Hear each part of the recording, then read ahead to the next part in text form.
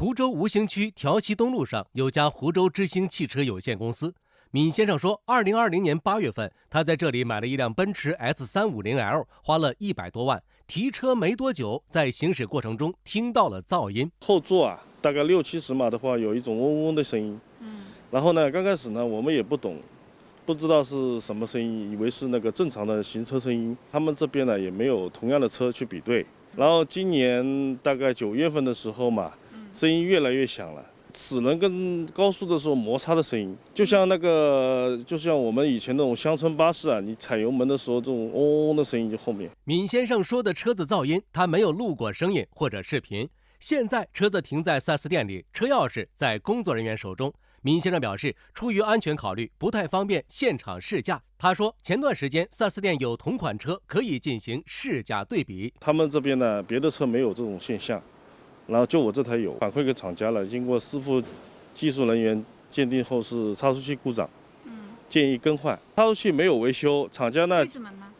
我也不知道，当时可能差速器没货吧，就是临时给我更换了2个半轴。闵先生说，差速器有故障的说法是听维修师傅说的，差速器连着2根半轴。4S 店这边出具了维修单，显示维修日期是10月下旬。检查发现时速60公里以上，后部有嗡嗡的声音，更换待插接的后桥半轴。我换了那个半轴之后，我们也过来跟他们一起去试了，试了之后还是存在。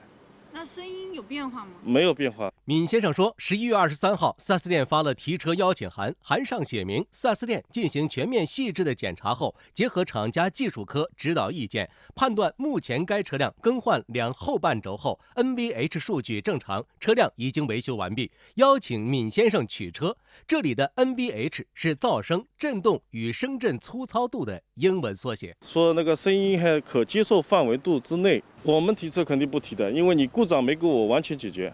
对吧？还是存在的。然后这个是关系到那个传动轴嘛，传动轴安全性的，安全有故障的话，我们怎么开车去上路啊？闵先生希望能完全消除噪音。4S 店负责对接闵先生的冯经理不在，有工作人员帮忙电话联系上了。冯经理回应，之前车辆确实有噪音，不过经过更换配件，已经得到了改善。我们现在呢，采集到几个数值。之前的时候，客户在反映车辆声音响的时候，数值应该是在133 mg，就是震动啊，包括它的一个噪音这一块的。那路试了50公里左右之后，最后试出来的结果已经降到80 mg。监测到这样的结果之后，当时给我们的建议就是这个震动的范畴已经是属于在标准的范畴值之内了。对于差速器存在故障的说法，冯经理表示，当时只是技师初步的怀疑。我们的车间的技师怀疑是可能在差速器这个部位产生了这个声音，然后最终呢，通过跟厂家的技术部门的沟通，